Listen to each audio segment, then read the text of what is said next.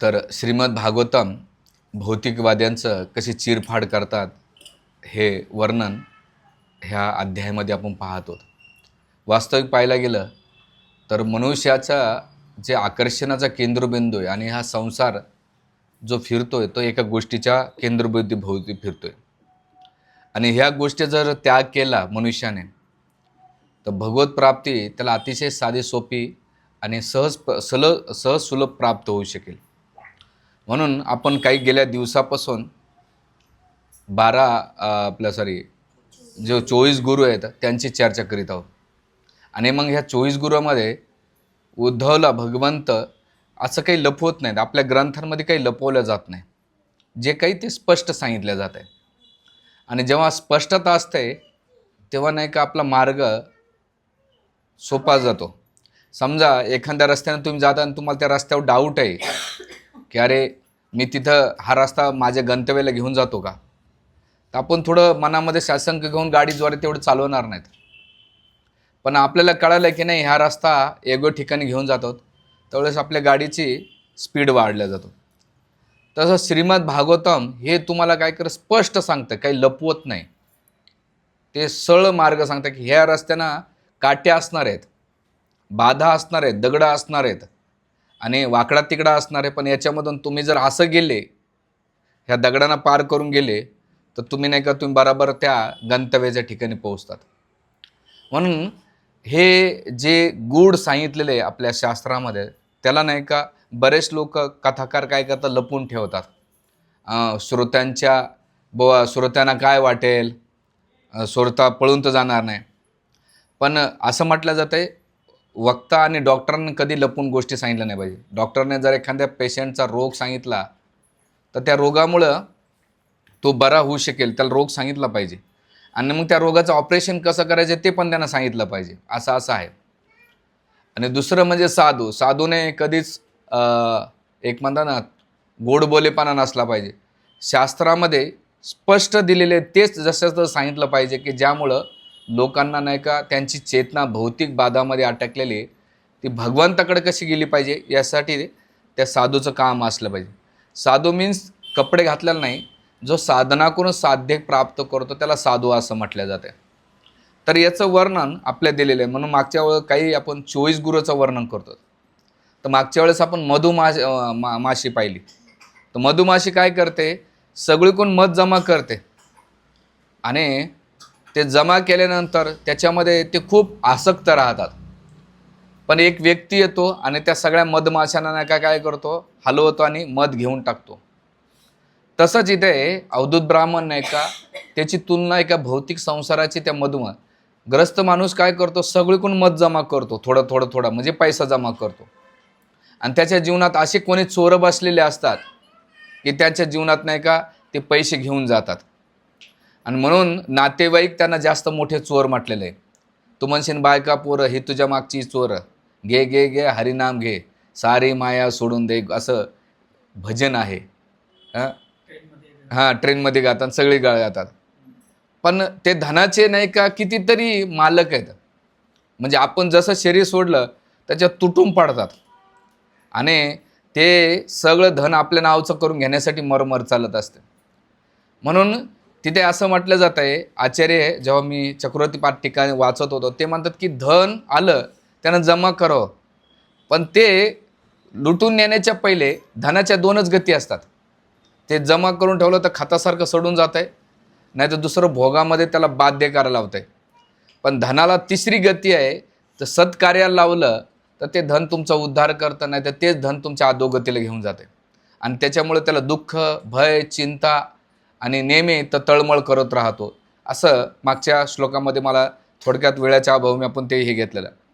तर आज आपण जो घेणार आहे पुढचा सगळ्यात महत्त्वाचं रहस्य इथे सांगितलेले गहन रहस्य म्हणजे स्त्री पुरुषाचं आकर्षण, याच्यामधला एक आकर्षणाचा गहन रहस्य आता अवधूत ब्राह्मण नाही का सांगतात आणि भगवंत हे उद्धवाला सांगतात.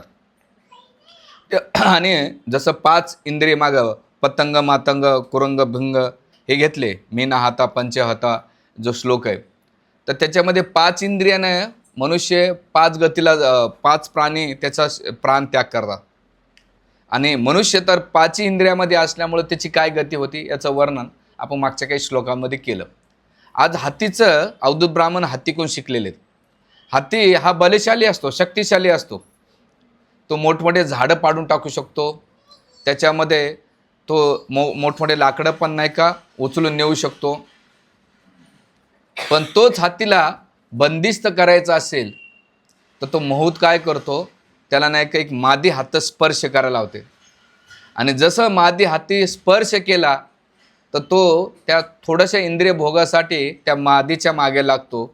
हाती पुढे मादी मागे. आणि त्याला कळत नाही की जिथे ती मादी जाणार असते त्याच्या बाजूला एक खड्डा असतो, तो झाकलेला असतो गवतानं. आणि त्या खड्ड्यामध्ये तो हत्ती पडतो. हत्ती पडल्याबरोबर त्याला काही दिवस उपाशी ठेवल्या जाते आणि नंतर तो माहूत जो आहे त्या हत्तीला कंट्रोल करतो. तो बंदिस्त कधी झाला? केवळ स्पर्श इंद्रियानं. तसंच इथे जे अवधूत ब्राह्मण सांगतात की हा मनुष्य जो संसारामध्ये फसलेला आहे स्त्री पुरुषाच्या आकर्षणामध्ये, केवळ स्पर्श इंद्रियाच्या 2 मिनिटाच्या सुखामध्ये तो फसलेला आहे. आणि त्याची अधोगती एवढी झालेली आहे की त्याची आपण कल्पना नाही करू शकत. म्हणून ही इंद्रिय भोगाची वस्तू मनुष्याला ह्या जन्मामध्ये तर आसक्ती ठेवत राहते. पती पत्नीमध्ये, समाजांमध्ये. आज आपण एवढा घातपात बघतोय, एवढे एक्स्टर्नल अफेअर बघतोय, मोबाईलमध्ये न्यूजमध्ये बघतोय, कोणी कोणाचा जीव घेतोय. आता तुम्ही कितीतरी रोजच्या बातम्या येतात केवळ स्पर्शेंद्रियासाठी. आणि त्या स्पर्शेंद्रियाला नाही का मनुष्य बाधित होतो. इव्हन अध्यात्मामध्ये जे लोक प्रॅक्टिस करतात ना ते सुद्धा याला पकडल्या जातात. आणि याचं उदाहरण आपल्या शास्त्रामध्ये आहे. इभांडिक ऋषी हे अतिशय एकदम म्हणजे ब्रह्मचर्य पालन केलं. त्यांची तपस्या पाहून नाही का इंद्र हल्ला, अरे की ह्या इभांडिक एवढा तपस्या करतो, कोणत्या प्रलोभानं विचलित होत नाही, म्हणून हंस नावाच्या अप्सराला पाठवल्या जाते. आणि हंस नावाच्या अप्सराला पाठवल्यानंतर ती अप्सरा नृत्य करते. जसं एक माझा पण अनुभव असा आहे की आणि बऱ्याच भक्तांचा अनुभव पण असा आहे, तुम्ही टेम्पल हॉलमध्ये जर कोणाचे नुपूर पाया वाजले ना लगेच कान टिकळल्या तवरल्या जाते. म्हणजे करतालच्या प्रती तुमचं आकर्षण नाही पण त्या नुपूरच्या प्रती आकर्षण असतं. म्हणजे येऊन एक भक्त सांगत होते त्यांच्या प्रवचनामध्ये, चपलाच्या जोड कळल्यानंतर इथं लेडीज किती आणि जेंट्स किती हे कळून जाते. म्हणजे माणसाची चेतना कोणत्या स्तराला जाते, लस्ट एवढी डेंजरस असते. तसे हे इभांडिक ऋषी जेव्हा ते पाहिलं पण त्यांनी कंट्रोल केलं, पण त्या पाहून त्यांचं वीर्य पतन झालं. आणि पतन झाल्यानंतर त्या वीर्याला काय केलं, असं जंगलात टाकून दिलं. तर ते हरणानं पिलं. आणि पिल्यानंतर त्या हरणाच्या पोटी एक बालक जन्माला आलं. मनुष्याचं जन्माचं झालं पण त्याचे कान कसे होते, हरणासारखे होते. आणि मग ऋषीमुनीनं सांगितलं, आणि त्याचा आवाज पाहून इभांडिक ऋषीला दया आली. कोणीच नाही. ऋषीमुनी सांगितलं की हे तुमचाच पुत्र आहे. माझा पुत्र काय? तर म्हणजे हंस नावाचे अप्सरा आले त्यांना पाहून तुमचं वीर्य पतन झालं आणि त्याच्यातून हा मुलगा जन्माला आलाय. आणि मग त्याचं नाव ठेवलं ऋषीशृंग. ऋषीशृंग म्हणजे काय की त्याचे कान हरणासारखे असते पण मनुष्य शरीर मनुष्यासारखं असेल. असे ऋषीशृंगाला भौतिक मायापासून कोणतंही आकर्षण नको व्हायला म्हणून जंगलामध्ये त्यांनी एवढं सुरक्षा कवच ठेवलं. प्रभूजी पुढे या ना. एवढं सुरक्षा कवच ठेवलं की माझ्या पुत्राला कोणी ह्या मायात, मी जसं मायापासून वाचण्यासाठी प्रयत्न केला तसंच हा ऋषीशृंग आहे ना तो मायापासून वाचेल. आणि म्हणून जंगलामध्ये राहिल्यानंतर इथे दशरथ महाराजांचे मित्र रोमपाद महाराज यांना काही पुत्र नव्हता. आणि पुत्र स्नेहापोटे त्याने नाही का आपली जी पुत्री शांता ती कोणाला दत्तक म्हणून देऊ टाकली, रोमपाद महाराजाला देऊन टाकली. आणि मग असं रोमपाद महाराजांच्या राज्यामध्ये 12 वर्षापासून दुष्काळ पडलेला होता. बघ आपल्याकडे 1 महिना पाऊस नाही पडला तो लोक कसे करतात. 12 महिने दुष्काळ पडला. आता पाऊस पडायचा कसा, ते म्हणले एकच पर्याय, ऋषीशृंगाला घेऊन येतात आणि त्याचे पाय जेव्हा स्पर्श होते अखंड ब्रह्मचार्याला तर पाऊस पडू शकेल. ते म्हणले आणायचं कोण, एवढं रिस्क कोण घेणार. मग रोमपाद महाराजाने आणि सगळ्यांनी मिटिंग घेऊन त्या नगरामधल्या सुंदर सुंदर वेश्यांना नाही का सांगितलं तुम्ही जा. आणि ह्या सजून धजून गेल्या. गेल्यानंतर मग त्या सुंदर गायन करायच्या. ऋषीशृंगाच्या आश्रममध्येच आजूबाजूला फिरायच्या, पण कधी भांडिक ऋषी नसल्यानंतर. आणि गेल्यानंतर मग त्याला नाही का काय करायच्या, गेल्या गेल्या आलिंगन करायचे.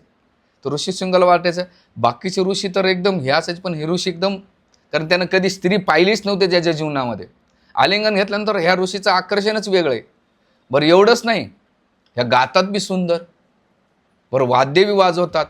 आणि त्यापेक्षा सगळ्यात महत्त्वाची गोष्ट म्हणजे काय माहिती का, त्या ज्या ऋषी ज्या वेश्या होत्या त्या सुंदर सुंदर व्यंजन आणायच्या आणि ऋषीशृंगाला खाऊ घालायच्या. कधी रसगुल्ले, कुले गुलाबजाम, जे पदार्थ त्यानं जिंदगीत खाले नाही ते पदार्थ ह्या आणायचे आणि तेवढं करून निघून जायचं. ह्याला रोज त्यांच्याप्रती उत्कांत वाटायचे की अरे बाकीचे ऋषी रोज काय जंगले ते कंदमुळं खाऊ घालतात, तोंड कडू पडलंय.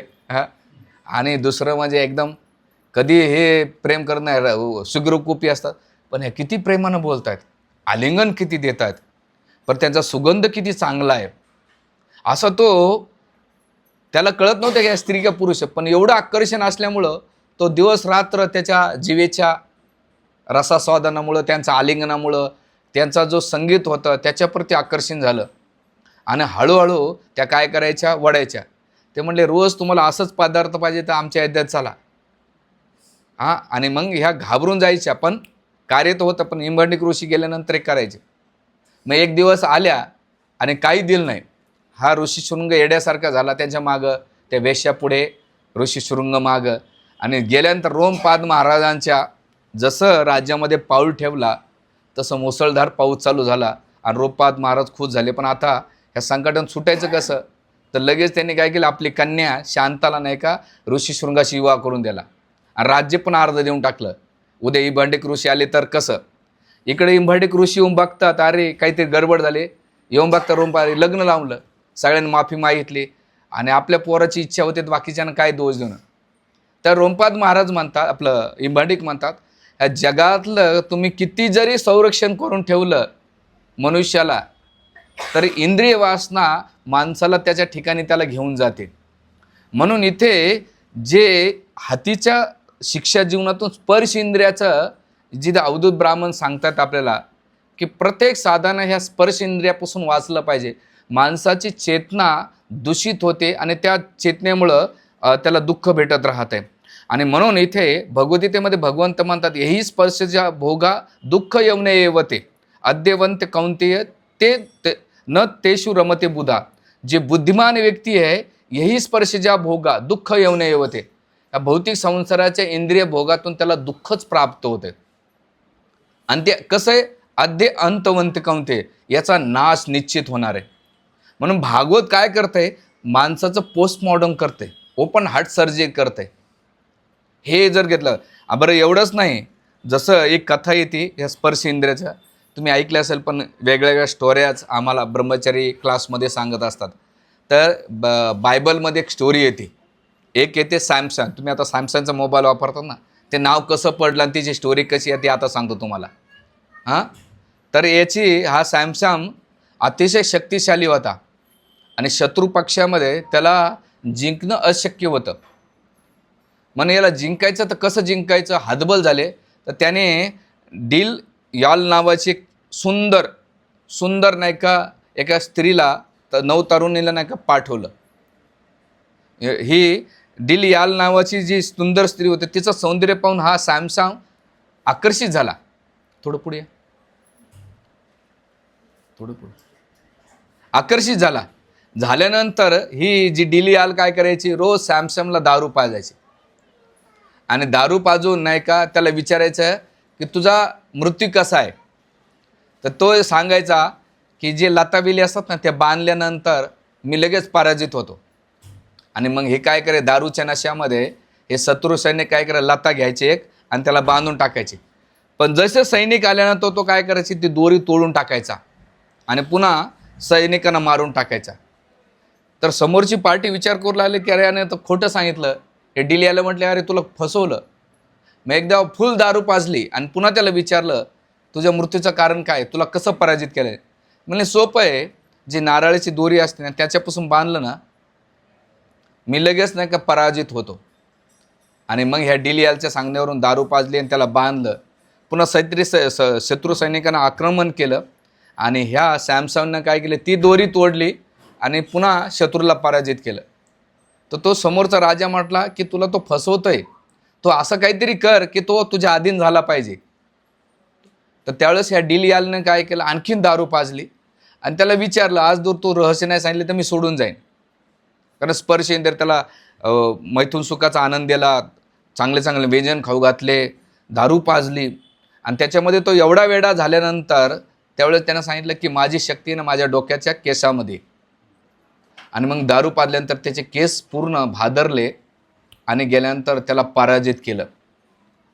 आणि पराजित केल्यानंतर त्याला एवढं बंदिस्त केल्यानंतर तो म्हणतो की जगातल्या सगळ्या शक्तींना मी पराजित केलं, पण केवळ माझ्या इंद्रिय भोगासमोर मी काय केलं, हारलोय.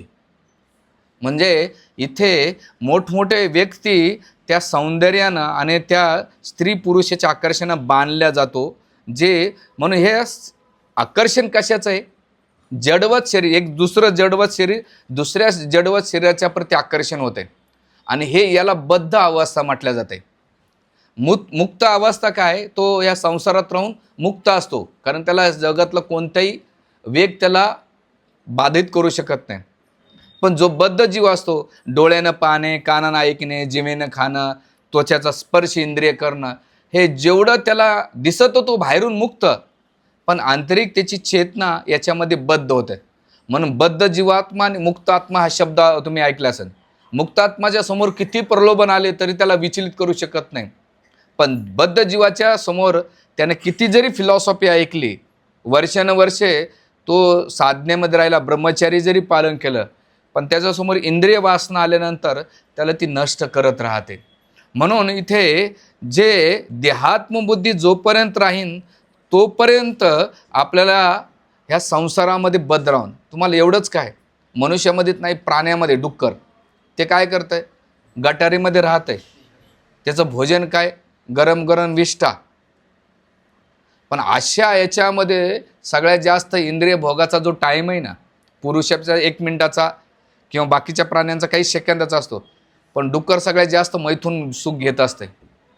पण त्याला त्या डुकराच्या शरीरामध्ये विष्ठा खाऊन गटारीत राहून सुद्धा त्याला त्याच्या सुख भेटत राहते. म्हणून भागवताच्या 3ऱ्या स्कंदामध्ये वर्णन केलेलं आहे की जेव्हा इंद्राने बृहस्पतीच्या प्रती अपराध केला आणि त्या अपराधामध्ये काय केलं, बृहस्पतीने शाप दिला की तू डुक्कर होऊन जा, आणि मग इंद्र डुक्कर झाले. भागवताच्या 3ऱ्या स्कंदामध्ये 30वा अध्याय श्लोक नंबर 5च्या तात्पर्यामध्ये प्रभुपाद लिहितात. 4थ्या स्कंदामध्ये भागवतामध्ये 3 ठिकाणी प्रभुपाद ही स्टोरी सांगतात. आणि ते डुक्कर जेव्हा इंद्राने घेतल्यानंतर त्याची पत्नी, मुलं बाळ, तो गाटेरीत राहायचा, हे करायचा. इकडं ब्रह्माजी टेन्शनमध्ये आले की स्वर्गाचं राज्य कोण सांभाळणार. येऊन बघता तर हा एकदम मस्त पाण्यामध्ये पहुडलेला आहे, पत्नी मुलं बाळ बाजूला खेळतायत, त्याच्यात मैथून सुख करतात. ब्रह्माजी म्हणतात चल, ते म्हणे नाही, माझा परिवार, बायको, लेकरांचं काय वाचत. आणि जे सुख तिथं भेटत नाही ते सुख माझी पत्नी मला निरंतर देत असते. हे तर तिथे प्रभुपाद तात्पर्यात की डुकराच्या यवण्यामध्ये सुद्धा माणसाची आसक्ती. का बरं आसक्ती. प्रभुपाद म्हणतात की सगळ्यात जास्त क्रिया कोणत्या जीवात्म्याने केली असेल ना, प्रत्येक योनीमध्ये त्याची सगळ्यात जास्त क्रिया असेल तर 4 गोष्टीच्या प्रभुपाद म्हणतात. आहार, निद्रा आणि भय आणि मैथून. आहार म्हणजे काय बघा, लहान लेकरू काय असो तोंडात घालत राहतो, त्याला ट्रेनिंग देण्याची गरज आहे का, कारण त्याने जन्मजन्म केलेली असते ती चेतना बरोबर घेऊन येते. आणि आपाप अंधारात बी बघा किती अंधार पडू द्या, एखाद्याला गुलाबजाम देऊ द्या, वडे पाव द्या, बरोबर तोंडात जातो, तो डोळ्यात जाऊ शकत नाही. दुसरं आहार, निद्रा, किती काही असू द्या आपोआप झोप लागते. आणि भय म्हणजे कोणत्याही यवनी जर राहिला तर त्या शरीराच्या प्रती आसक्ती असल्यामुळे त्याला भीती वाटत राहते, आसक्ती राहते. आणि इनबिल्ड ते म्हणतात की प्रभुपाद एका तात्पर्यामध्ये लिहितात त्याच याच्यामध्ये, सगळ्यात डेंजर म्हणजे त्याच्या चेतनेमध्ये मैथून सुख बसलेलं असतंय. तो दर यवनीमध्ये शरीर बदलतो पण ती क्रिया कंटिन्यू करत राहतो. म्हणून मनुष्यामध्ये जरी आला तर त्या क्रियेतून तो विरक्त नाही होऊ शकत, कारण जन्मजन्म हेच केलेले असते. का, तर त्याच्या चेतनेमध्ये मन बुद्धी अहंकार आणि आत्मामध्ये एवढं आवरण झालेलं असतं की त्याला बाकीच्या गोष्टीसाठी ट्रेनिंग द्यावं लागते तुम्हाला. पण मैथून क्रियासाठी, आहार निद्रा भयमैथुनासाठी ट्रेनिंग देण्याची गरज नाही, कारण तो निरंतर करीत आलेला आहे. म्हणून इथे जे देहात्मबुद्धी आहे आणि स्त्री पुरुषाचं मेन आकर्षण आहे, जोपर्यंत तुमची देहात्मबुद्धी राहील तोपर्यंत तुम्ही या संसाराच्या आकर्षणाच्या प्रती आसक्त राहता. आणि हे कधी आकर्षण वाढत राहते मनुष्यामध्ये? ज्याची साधना वीक आहे, ग्रंथ वाचनामध्ये, साधू संघामध्ये, जपामध्ये वीक आहे, तेवढं त्याचं आकर्षण वाढत राहते. पण जो जेवढा तळमळतेनं तीव्रतेनं साधना श्रवण कीर्तन करतो तेवढं त्याच्या ह्या संसाराच्या प्रती आकर्षण आहे. आहार निद्रा भयमैथून त्याच्या प्रती त्याचं आकर्षण आपोआप कमी होऊन जातं. ही साधना भक्तीमधली तुमच्या प्रगतीचं एक निरीक्षण दिल्या जाते. म्हणून इथे जे आता मी डिले याला जी सॅमसमची स्टोरी सांगितली किंवा इथं रोमपाद ऋषिशृंगाची स्टोरी सांगितली, याच्यामध्ये जडवत शरीर राहीन तोपर्यंत, आणि हे जडवत शरीर हेच पुढच्या जडवत शरीराला कारणीभूत आहे. म्हणून बघा, जडवत शरीराला ट्रेनिंग देण्यासाठी सांगावं लागते, डोळ्यानं तू भगवंताचं रूप पहा, कानाने नाही का प्रवचन भजन ऐक, जिवेनं कृष्ण प्रसाद खा, जिवेनं भगवंताचं नाव घे, हातानं सेवा कर. का बरं एवढं तुम्हाला का सांगितलं जात आहे? की हे जडवत शरीर तुमचा अध्यात्मामध्ये लागल्या जाईन, तेवढं तुमच्या अध्यात्माच्या ट्रेनिंगमुळं जडवत शरीराच्या प्रती जी आसक्ती त्याच्यातून तुम्ही मुक्त होऊ शकाल. नाहीतर तुम्ही जेवढं जडवत क्रियामध्ये संलग्न होता तेवढं तुमचे इंद्रिया, तुमची बुद्धी, मन बुद्धी अहंकार आणि 24 तत्व त्याच जडवत गोष्टीकडे घेऊन जाते. म्हणून आपल्याला प्रभुपादाने सांगितलेलं आहे, सगळ्यात मोठी योगी कोणी असेल याच्यामध्ये, ह्या जगामध्ये भक्त आहे.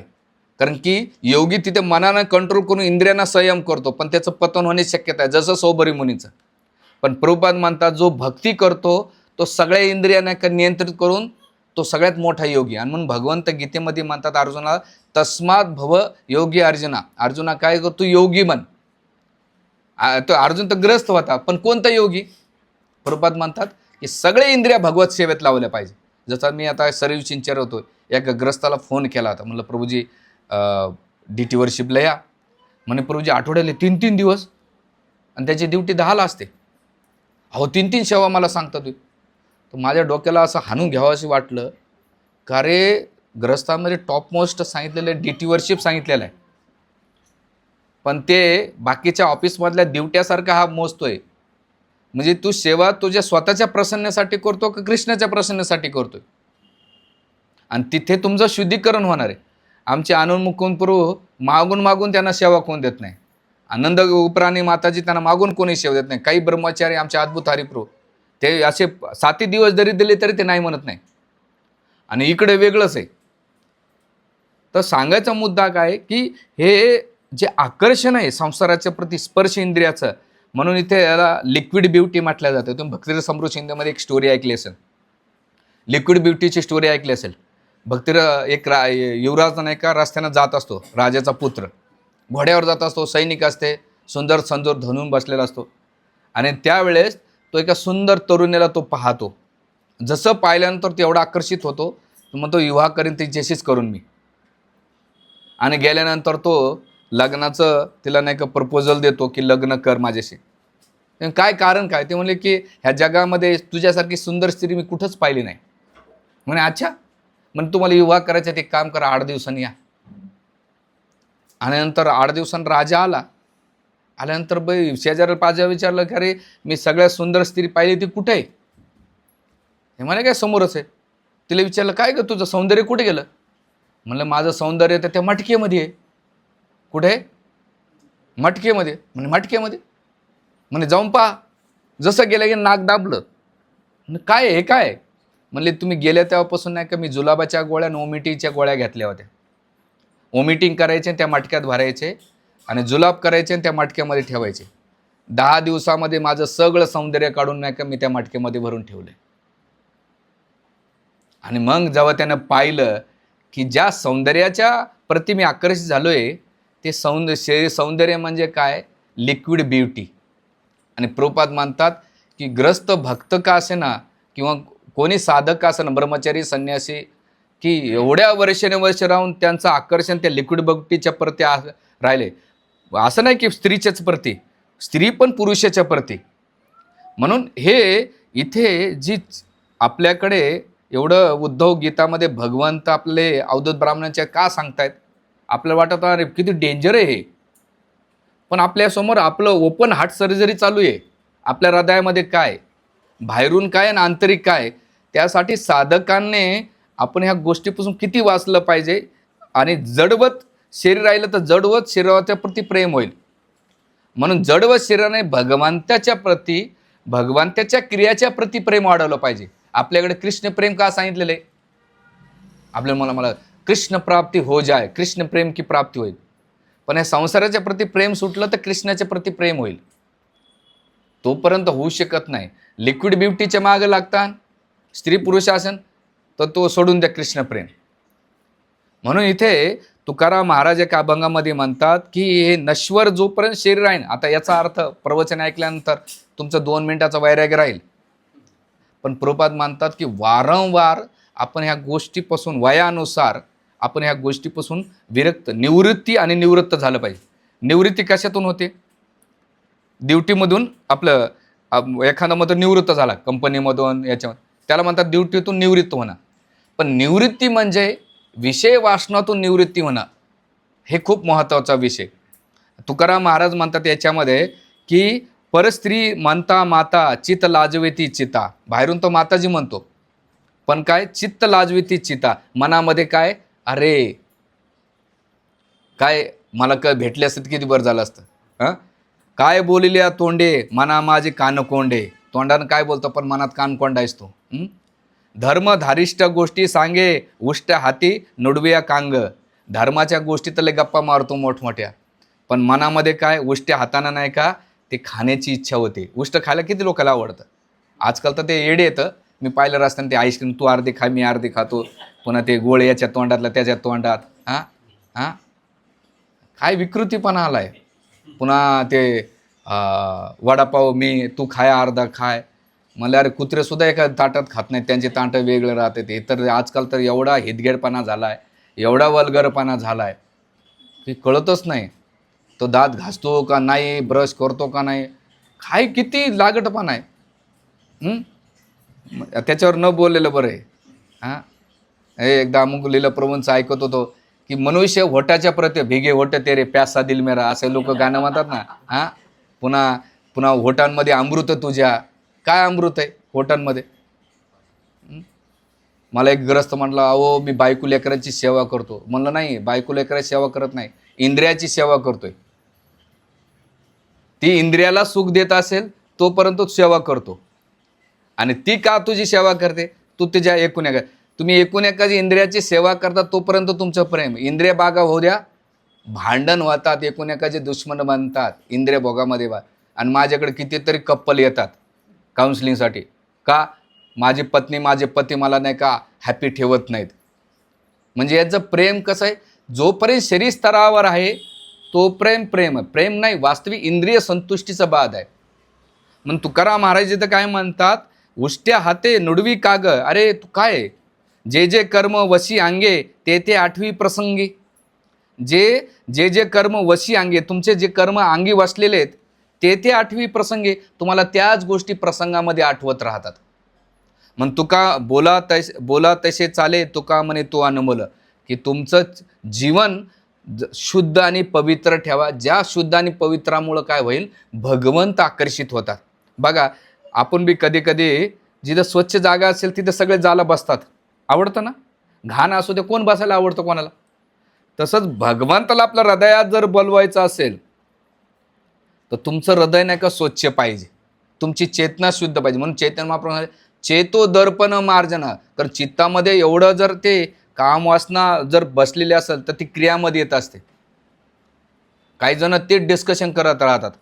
आता मी एका कार्यक्रमाला गेलो होतो जस्ट 2-4 दिवस. ते लेडीजच्या गप्पा काय, त्यांच्या बेडरूमच्या गप्पा तिथं बसल्या होत्या, काय ऐकतो, माझा नवरा काय करतो, तुझा काय करतो. आणि त्या चांगल्या घरातल्या होत्या, स्टँडर्ड घरातल्या होत्या, काही साध्या नव्हत्या. म्हणलं हे तुकाराम महाराज तो अभंग वाटवला की जे जे कर्मी वशी अंगे ते 8वी प्रसंग. तुमचे वय काय आणि तुमची चर्चा काय. म्हणजे आपण नाही का जी भगवत चेतनेमध्ये असेल तो भगवत गोष्टीच्या चर्चा करतो, भगवत गोष्टीबद्दल विचारणा करतो, पण जे वासनेमध्ये लिप्त आहे ते त्याच गोष्टीची चर्चा करतात आणि त्याच गोष्टी ते वारंवार इमिजेशन किंवा मोबाईलमध्ये पाहून नाही का संतुष्टी करत राहतात. म्हणून तुकाराम महाराज म्हणतात तुमचं चित्त, तुमची हृदय स्वच्छ ठेवा, ज्यामुळे तुम्हाला भगवंत. म्हणून ह्या आकर्षणाचा बिंदू मारावा लागेल. म्हणून तुकाराम महाराज याला म्हणतात की ही गोष्ट नाही सोडली तर या अभंगामध्ये सांगतात, स्त्री धनवा खोटे नागवले मोठे मोठे. याच्यामध्ये 2 लाखांचं वाटोळ झाले. म्हणून सांडवा दोन्ही सुख पावले निदाने. ह्या दोन्ही गोष्टी सोडा जीवनात. पैशाच्या मागं लागू नका आणि भोगाच्या मागं लागू नका. असं नाही स्त्री टार्गेट इथं. जसं पुरुषाला स्त्री आहे, स्त्रीला पुरुष आहे. हां, म्हणून आजकाल ज्या लेडीज जास्त टी व्हीच्या मालिका का बघतात, पुरुष आणि स्त्रिया त्यांना बघतात की अरे आपला नवरा तर खेबडा आहे पण तिथला जो हिरोईन तो लय भारी आहे, त्या पाहून संतुष्ट राहतात. आणि पुरुष का बरं त्या मालिका जास्त पाहतात, माझी बायको कशी आणि ह्या कशा हिरोईन आहेत त्याच्यात तो पाहून खुश राहतो. म्हणून मालिकामध्ये लोक इंटरेस्ट का घेतात की जो भोग त्यांना प्रत्यक्ष करायला भेटत नाही तो भोग नाही का डोळ्याच्या टी व्ही पाहून नाही का तो घेत असतो. किती सूक्ष्म लेवलला वर्ग सांगितला जातो. ते म्हणा काय प्रभूजी आज पोस्टमॉडर्नच चालू केलं मागच्या 2 क्लासापासून. नाही, गरजेचं आहे हो. एक काळानुसार ही चेतना आली पाहिजे. तुकाराम महाराज पुढे म्हणतात, सर्व दुःखाची कारण हीच दोन्हीचे प्रमाण. तुमच्या दुःखाचं कारण पैसा आणि पुरुष स्त्री. अशा सर्वशे सांडावे तिथे निज पावे. आशा सोडून द्या जीवनातल्या. आणि निज पदवी म्हणजे भगवंताचं पद तुम्हाला प्राप्त होईल. देह लोभला नडला घाला यमाचा पडला.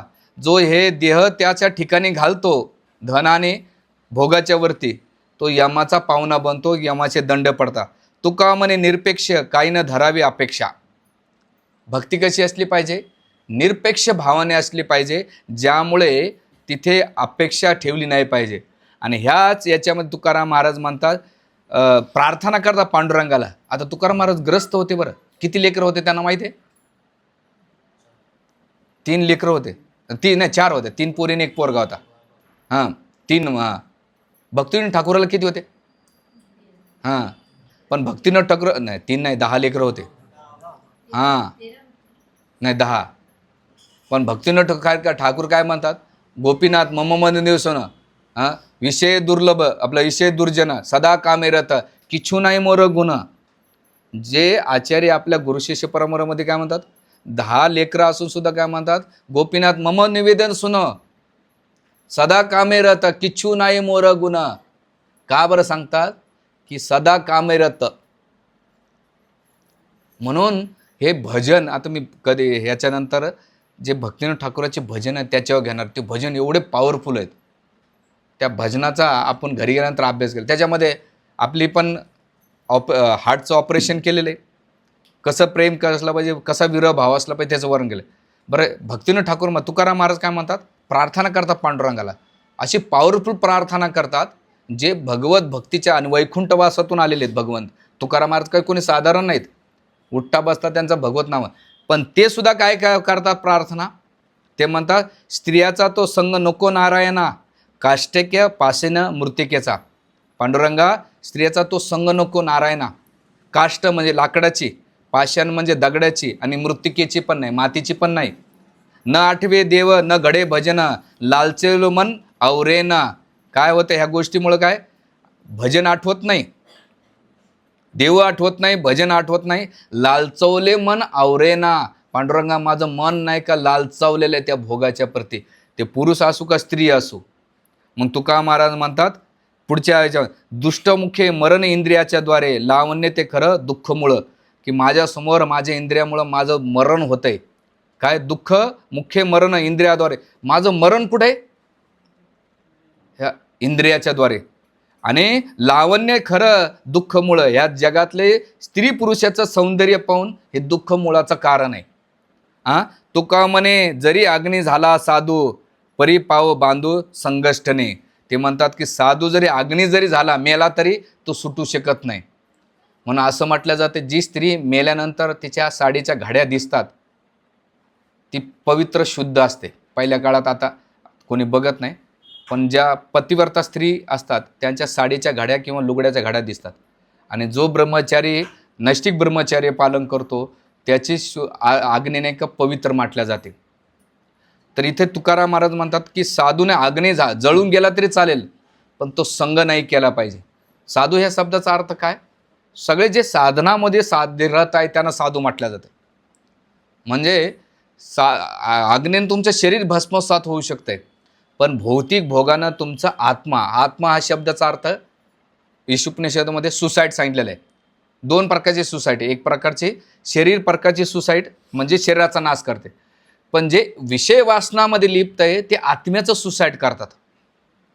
कारण आत्मा काय करतो? त्याच इच्छा वासनांना पुन्हा जन्म घेतो. मग पुनरपी जननम पुनरपी मरणे जननी जठरे शेनम हे सांगितलेले. म्हणून ह्या गोष्टीसाठी दुःखमुळाचं जे कारण दिलेलं आहे आपल्याला इथे अवधूत ब्राह्मण स्पर्श इंद्रियाच्या, याच्यातून हळूहळू माणसाने नाही का हे केलं पाहिजे. जे धर्मानुसार पती पत्नी, आता त्याच्यामध्ये पण आर्टिफिशियली नसलं पाहिजे. पती पत्नीने एकोणा संतुष्ट राहून तो ग्रस्त आश्रम, कारण त्या ग्रस्त आश्रमाला टिकून ठेवण्याचं कारणच ते काढून घेतलं की तो संसार जास्त टिकू शकत नाही. पण ह्या व्यतिरिक्त आपण बाह्य संसारामध्ये न डोळ्यानं पाहणे, न कानानं ऐकणे, न जिवेनं, न नाकाने हे घेणं. कारण ते आपण जी याची स्टोरी पाहिली, कोणाची? ऋषीशृंगाची. त्याने काय केलं? ह्या सगळ्या गोष्टी दिल्या, इंद्रियांना आकर्षित केलं आणि मग तिथे त्या अंधकूपामध्ये पडले.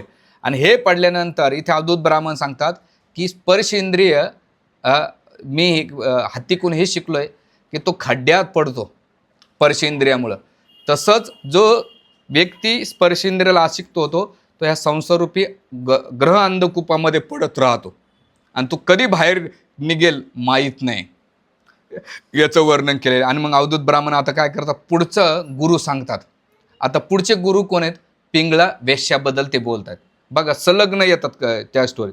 आता ही पिंगळा वेश्या एक दिवस सकाळी नामक वेश्या याच्यामध्ये श्रीमद भाग 11 स्कंद अध्याय 8 श्लोक नंबर 22 मध्ये सांगतात की विधेयनगरीमध्ये पिंगळा नावाची एक वेश्या राहत असे.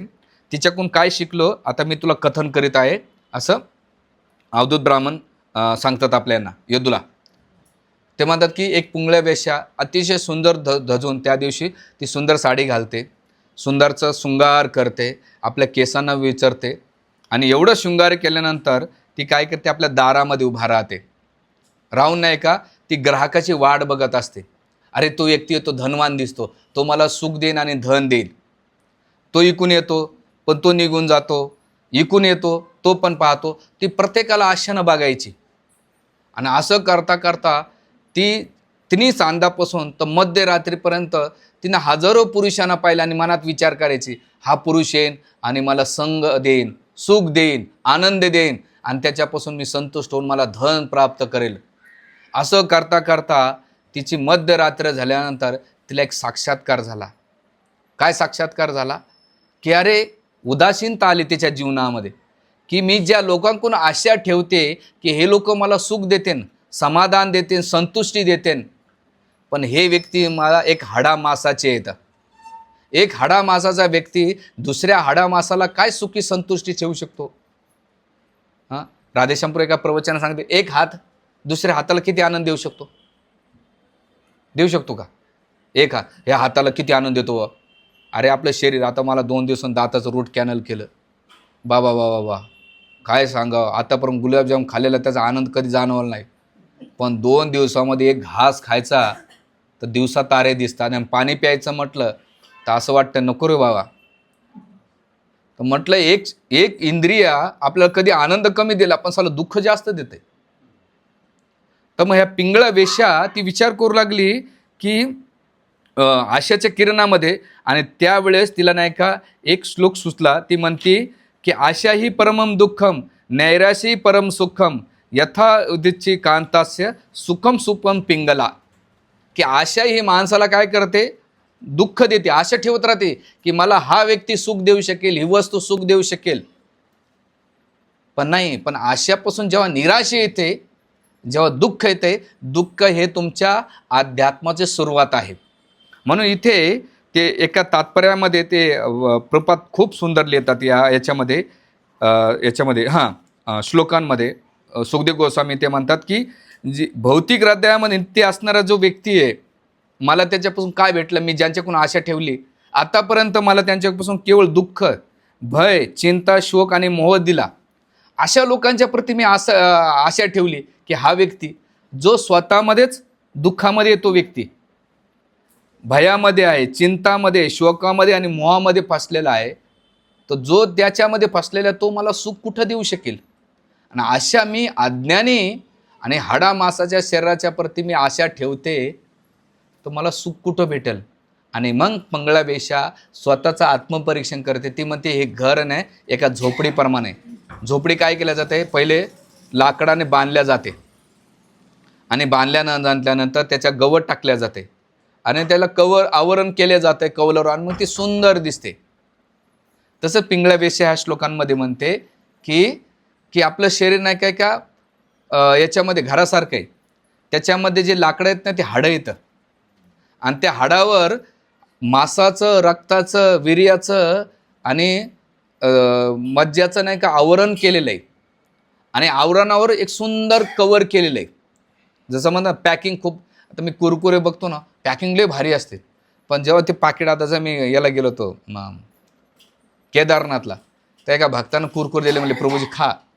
दिल्यानंतर भूक लागली होती, ते कुरकुऱ्याचं लय भारी पाकिट आहे म्हटलं राव, पण खोलून पाहिलं त्याला कुरकुरे खाण्याची इच्छा झाली नाही. मला आमच्याकडे रोज पोंगे होता, कोणी खात नाही. पॅकिंग किती भारी होती, पण आतमध्ये मटेरियल काय. तसंच ही पॅकिंग खूप सुंदर केलेली आहे आणि त्याच्यात 9 द्वार आहेत. जसं त्या घराला द्वार आहेत, तसं म्हटलं की ह्या मनुष्यरूपाला 9 द्वार आहेत आणि त्या 9 द्वारातून चांगल्या गोष्टी कमी घाणत निघते. किती लोक डोळे काढून नाही का, हा बघा आपण भिंतीला लावू, करतात का, या नाकात बोट घालून, अरे लय भारी मळ निघाला, आज गम निघाला, आपण दिवा तर लावू, कानातून वॅक्स निघाला, याची मेणबत्ती तयार करू, किंवा डॉक्टर साहेब ते मळ निघाला जरा घरी घेऊन जाते, द्या बरं. काढतात का. 9 दारातून ब्रश नाही करू द्या सकाळी, तोंडातून आणि खालचे मलमूत्र, म्हणजे पॅकिंग भारी आहे दिसायला, पण शरीरातून बाहेर काय पडतंय प्रोडक्ट. तेव्हा प्रभूजी ब्रह्मचारी क्लास देतात काय आम्हाला तुम्ही. इथे ते दिलेलं आहे, भागवतात दिलेलं आहे, तेच वर्णन करतोय, भागवतात दिले तेच वर्णन करतोय.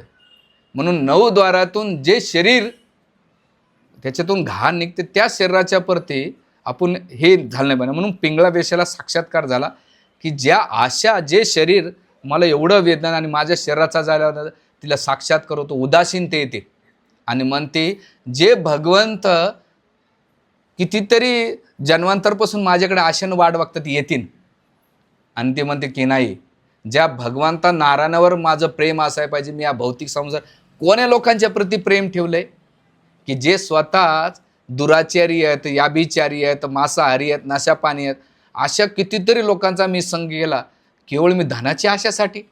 धन तर असं भेटून केवळ उदारनिर्वाहासाठी किंवा माझ्या मनाला तो सुख देईन याच्यासाठी मी असं केलं.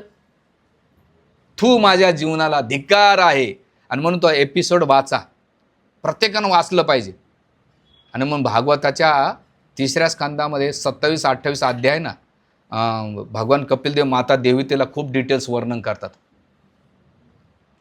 मागच्या क्लासमुळं गर्दी कमी झाली होती काउन्सिलिंग मिटिंगला, आजच्या क्लासनंतर पुढच्या काउन्सिलिंग मिटिंगला गर्दी कमी होऊन जाईल मला असं वाटतंय, कारण एवढी कडक क्लास आहे. पण तिथे 27-28 अध्यायामध्ये भगवान कपिलदेव माता देवतेला म्हणतात की माते, स्वतःच्या आईला सांगतात की संसारातल्या जे आकर्षण आहे आणि या शरीराच्या प्रती त्याचं डिटेल्स वर्णन आहे. म्हणून आमचे अनन्य पुरुषोत्तम प्रभू कधी भेटले ना, ते 27-28 म्हणतात प्रभूजी मला भागवत वाचायला रुची कधी येते माहिती आहे, मी 3 अध्याय नेहमी वाचत असतो. प्रभुपादांनी तिथं नाही का तोडफोड केलेली. आणि तीच गोष्ट इथं अवधूत ब्राह्मण नाही का शिकले, म्हणले मी पिंगळापासून काय भेटलं. आणि मग पिंगळा तिथून काय करते, तिला नाही का म्हणते की अरे या आत्मा ज्या निवास करतो याच्यातून काही अर्थ नाही, आणि हे जे अंतकाळ आहे निष्ठुरपणे नाही का माणसाला काय करतो, ज्या गोष्टीच्या प्रती काळ नाही का सगळ्यांना नष्ट करतो. त्याचा धन, त्याचं रूप, त्याचं पद, हे सगळं नष्ट करतायत. तर अशी गोष्ट जी शाश्वत आहे, जी अनादी काळात राहणार आहे, त्याची जर मी भक्ती केली तर ते राज्य आणि ते पुरुष मला भेटल, ज्या संसारातला पुरुष काहीच कामाचा नाही. म्हणून रुक्मिणी माता जेव्हा शिशुपालाचं लग्न करत होते, ते पत्रामध्ये काय लिहिते भगवान कृष्णाचं, की भगवंता तुम्ही कुठं, तुम्ही सिंह आणि हा शिशुपाल कोण आहे, लांडगा आहे, कोला आहे, कुत्रा आहे, तो हाडा मासाचा भरलेला आहे, आणि तुम्ही कोण आहे, सचिनंद. मी विवाह तर करीन तुमच्याशीच करीन, पद्मावती वेदवती, ती बी रामचंद्राशी काम. ह्या नश्वर जे शरीर आहे त्याच्या प्रती नकोय. आता हे ऐकायला बरं वाटतं, बोलायला बरं वाटतं, पण प्रॅक्टिकल जीवनामध्ये याला यायला खूप टाईम लागतो. जशी ज्याची साधना असेल, ज्याचं अध्यात्मामध्ये जेवढी प्रगती असेल, त्याला तेवढ्या गोष्टीचा साक्षात्कार होईल. म्हणून इथे ते शनभुंगर आहे, आणि मग त्यावेळेस ते म्हणते, नूनम भगवान प्रीतो विष्णू केनापी कर्माना निर्दैवदन दुराशयामिन सुखवा. आता मी संसाराचा भोग घेण्याचा हट्ट करून एक प्रकारे आता मला विकृती आली, याच्याप्रती कंटाळा आलाय, आणि केल्यानंतर काय झालं, आता मला सुख वाटते. मी जेव्हा संसाराची आसक्ती सोडली, मला तिटकारा आला आणि कंटाळा आला, त्यावेळेस माझ्या हृदयामध्ये सुख आनंद मला प्राप्त झाला. का बरं? की मला भगवान नारायणाने माझ्यावर उपकार केले, आणि त्यांनी माझ्यावर विशेष अनुकंपा केली, आणि त्यांनी माझ्या सेवेत, त्यांच्या सेवेत मला संलग्न केलं. आणि केल्यानंतर त्यावेळेस पिंगळा वेश्या म्हणते की आताच याच्या पुढचं माझं जे जीवन राहील ते केवळ भगवान नारायणाच्या प्रती. मी ज्या गोष्टी शृंगार करायची, माझं मन बुद्धी किंवा माझी चेतना मी परपुरुषाच्या प्रती लावायची, त्या सगळ्या इंद्रिया भौतिक शरीराच्या नाशवंत व्यक्तीच्या लावण्याच्या प्रती तेवढं मी नारायणाच्या प्रती लावेल. आणि ह्या साक्षात्कारामुळे ती म्हणते, वैराग्य हे वृत्ती जेव्हा अंगी बांधल्या जाते, प्रपादाच्या 38 श्लोकामध्ये सुखदेव गोस्वामी वर्णन करतात की मनुष्याला वैराग्य जर वृत्ती झाली ह्या गोष्टीमुळं, त्याला मनुष्याला समाज, मैत्री आणि प्रेमाच्या पाशातून सुटायला मुक्तपणा होतो. म्हणजे ते म्हणतात 4 गोष्टी, समाज, मैत्री, परिवार, नातेगोते, याच्यापासून त्याला आपोआप तो बंधनाच्या पासातून मुक्त होतो. केवळ त्याला ह्या गोष्टीतून साक्षात्कार आला पाहिजे, वैराग्य निर्माण झालं पाहिजे की अरे हा समाज, हे नातेवाईक, ह्या गोष्टीत ना माझ्या काही कामाच्या नाहीत, आणि आजपासून मला तिटकार आलाय. त्या दिवशी तुमच्या संसाराच्या प्रती आसक्ती कमी होऊन जाते. तुमचे सोशल वर्क, फॅमिली वर्क, ज्या गोष्टीत ना त्याच्यात काही राहत नाही, आणि आपोआप तुमच्या भक्तीमध्ये आनंद भेटत राहतो. नाम जप करायला, भागवत वाचायला. ब्रजविहारीपूरचं एक मी प्रवचन ऐकत होतो. त्यांच्याकडे आजच सकाळी एक माताजी 3 तास भागवतम आणि 40-40 माळा जप करते. म्हणजे कसं काय पॉसिबल आहे? ती काही मीडियामध्ये नाही, कुठं नाही, पण ती एवढी तली नाही, ती म्हणली मी त्याच्याशी करू शकत नाही. तर हे का बरं? तर त्यांची ती उदासीन आलेली आहे, आणि ती साधनेमुळे उदासीन येऊन जाते. तर हे इथे भगवत कृपा झाल्यानंतर मनुष्य काय करतो, आपोआप आनंद त्याला प्राप्त होत असतो, आणि संसाराच्या प्रती मग तो राजकारणात, परिवाराच्या मोठ्या फंक्शनमध्ये कुठेही जात नाही. तो त्याला सोशल नकोच वाटत. हे भौतिकवादी लोक आहेत, यांच्यापासून दूर राहिलेलं बरं आहे. आणि मग इथे ते म्हणतात की माणसाचे इंद्रिय भोग हे जीवांचं बुद्धीचं हरण करतो, आणि परिणामी प्रपंचाच्या अंधकूप पतित होतो. तिथे त्याला काळसर्प डसतो. पूर्ण पुरुषोत्तम भगवंताविना अन्य कोण आहे जो जीवाला अशा नैराश्यातून वाचू शकेल? असं साक्षात्कार कोणाला होतो? पिंगळाला. काय म्हणते की संसार कुपे पतित विषयर मुषिता क्षणम ग्रस्ता काल हयता आत्माना, की जो जीव इंद्रिय भोगामध्ये लिप्त आहे तो काय करतो, या संसारात कुपात पडतो. जसा तो हाती पाडला होता ना, तसा तो जीवात्मा पडतो, आणि त्याला काय करतो, काळ सर्प दसत राहतो, आणि मग भगवंताविना कोणी वाचू शकत नाही. म्हणून मोठमोठ्या साधू संतांनी, ब्रह्मचार्याने, ग्रंथकारांना आपल्याला घसा कोडून सांगितलेलं आहे की बाबा ह्या काळ सर्पातून वाचायचं असेल तर आपल्या इंद्रिय वासनाला, नुसतं स्त्री पुरुषच नाही, तर मागच्या वेळेस आपण जे 5 घेतले, जे पंचेंद्रिय, कृष्णप्रसाद सोडून काही खाल्लं नाही पाहिजे, आणि गोष्टी कमी कमी करून आपली आध्यात्मिक प्रगती, आपली साधना याच्यामध्ये तीव्रता आणि तळमळ वाढली पाहिजे, ज्यामुळं ह्या देहामध्ये आपण भगवंताला, पांडुरंगाला, मदन गोपाला प्रसन्न करून त्यांना प्राप्त करू शकतो, हे याच्यातून दिलेले. तर असं सुंदर वर्णन याच्यातून केलेले. आणि मग ते म्हणतात की असा जर काळसर्प माणसाला काय करतंय, इंद्रिय तृप्तीतून वैराग्य निर्माण झालं पाहिजे. आणि याची सुंदर एक स्टोरी सांगतो. तुम्ही बिल्वामंगल ठाकूर ऐकले असेल. बिल्वामंगल ठाकूर हे त्यांचे वडील वारले होते. पावसाळा चालू होता आणि वडील वारल्यानंतर त्यांना विषय वासना नाही का निर्माण झाली. आणि म्हणून ते वडिलांची अंत्यविधी सोडून नाही का आपल्या पत्नीला, आपल्या प्रेयसीला भेटायला गेले. पण जायचं तर कसं, नदीला मोठा पूर आला होता. आणि गेल्यानंतर तो कसा तरी त्या पुरामध्ये उडी मारतो. मारल्यानंतर त्या पुरामध्ये एक डेड बॉडी दिसते. त्या डेड बॉडीच्या सहाऱ्यानं तो काय करतो, नदी पार करतो. जेव्हा तो वेश्याच्या घरी जातो, तो दरवाजे बंद असतात म्हणून तो खिडकीने चढतो. आणि चढल्यानंतर तो एवढ्या आवेशामध्ये असतो की त्याला त्याची बुद्धी काय करते हे त्याला कळत नाही. आणि चढल्यानंतर जेव्हा तो चिंतामणी वेश्याला भेटतो आणि चिंतामणी वेश्या बघते याच्या अंगातून दुर्गंध येतोय आणि चढला कसा, त्याला विचारलं तो आलाच कस काय, पाऊस एवढा मुसळधार. म्हणले काही नाही की पूर आला होता आणि तिथे मला एक भेटलं, काय होतं मला माहीत नाही, मला तुला भेटायची एवढंच इच्छा होती. ते म्हणले तुझ्या अंगातून जे वास येतो ना ते डेड बॉडीचा आहे. आचार्य तिथे सांगतात की ती डेड बॉडी त्याच्या वडिलाची होती. आणि मग गेल्यानंतर याच्या बिल्डिंगवर चढले माळ्यावर, तर त्या दोरीला पकडलं, ती दोरी नसून मोठा एक सर्प होता. म्हणजे किती आवेश असेल वासनेचा की पूर बी त्याला कळालं नाही, डेड बॉडी कळालं नाही, दोरी पण नाही कळेल. चढून पोहोचला तर चिंताने म्हणते, अरे येड्या, एवढा हाडा मासाच्या शर्यतीप्रती एवढा आकर्षित आहे, हे नश्वर आहे, एवढंच प्रेम जर कृष्णाच्या प्रती केलं तर तुला कृष्ण प्राप्त होईल. आणि त्याच वेळेस बिल्वामंगल ठाकूरला साक्षात्कार झाला आणि तिला दंडवत मारला आणि तो आजपासून माझी गुरु. आल्यानंतर रस्त्यात आले, वैराग्य निर्माण झालं. पण जाताना एक ब्राह्मण स्त्री पाणी भरत होती. तिचं सौंदर्य पाहून एवढे आकर्षित झाले, ती ब्राह्मण स्त्री घाबरली, मटका घेऊन पळायला लागली. ती स्त्री पुढे, बिल्वमंगल ठाकूर मागे. घरी गेल्यानंतर त्या ब्राह्मणाच्या घरात गेल्यानंतर म्हणते, अहो एखादा पुरुष माझ्या मागे आलाय. ते म्हणले, अरे हे तर ब्राह्मण दिसतो, या या म्हणे, स्वागत आहे. म्हणजे काय यजमानाचं कधी मान तोडू नये. ते म्हणले, मला तुमच्या पत्नीला एकांतात भेटायचं आहे. ते म्हणले, जा. त्यावेळी आजचा पुरुष काय म्हटला असता, असं हाणला असतं त्याला, गलीतल्या लोकांना सगळ्यांना कुथाडला. पण त्यानं काय दिलं, गेल्यानंतर बिल्वमंगल ठाकूर म्हणले, तुझे केसाचे काय काढ, पिना काढ. पिना काढल्या आणि तिच्यासमोर आपले डोळे फोडले. ज्या डोळ्याने मला तुझ्याप्रती आकर्षित केलं नाही, हे डोळेच नको. आणि तिथून त्यांना वैराग्य निर्माण झालं. आणि मग तुम्ही बिल्वमंगल ठाकूरांची रचना बघतान आणि त्यांचे भजन बघतान, आणि भगवंताने, बाह्य डोळे नव्हते त्यांना, पण भगवंत स्वतः बाकी बिहारी किंवा राधा वृंदावन चंद्र जे काही भगवंताचे विग्रह ते येऊन आदान प्रदान करायचे. तर सांगायचा मुद्दा असा आहे की मायबापांनो, भले हे प्रवचन खूप कडक आहे, पण ह्या प्रवचनातून आपण नाही का जे वेळेनुसार आपली जी आसक्ती आहे इंद्रियांच्या प्रती, संसाराच्या प्रती, ती कमी होऊन नाही का धन आणि जो भोग आहे त्याच्यातून कमी झालं पाहिजे. आणि ह्या गोष्टीच्या प्रती आकर्षण वाढत असेल ते एक आपल्या जपामध्ये आपण वीक आहेत, आपल्या श्रवण कीर्तनामध्ये वीक आहेत, आणि आपण कुठं भक्तीमध्ये एवढे गांभीर्य नाही की जिथं आपलं मन जाईल. याला कुठंतरी आपल्याला आत्मपरीक्षण केलं पाहिजे.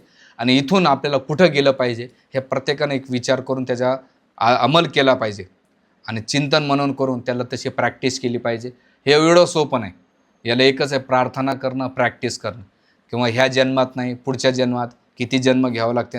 कदाचित तुम्ही एका जन्मात जातात, पण माझ्यासारखा व्यक्ती त्याला किती जन्म लागेल माहीत नाही. भले बाहेरून कपडे घातले पण आंतरिक अजून जी इच्छा वासना भरपूर राहते, एवढं सुटत नाही. पण तुम्ही माझ्यासाठी प्रार्थना करा, मी तुमच्यासाठी प्रार्थना करू. एकूण एकाच्या प्रार्थनेमुळंच मदन गोपाल जे आपल्याला ह्या भवसागरात पार करून घेऊन जातील, असं हे 24 गुरूच्या गुरुपासून ते शिक्षा भेटलेली. बाकीचे काही गुरु आहेत त्याची चर्चा आपण येणाऱ्या काळात करूया. हरे कृष्ण हरे कृष्ण.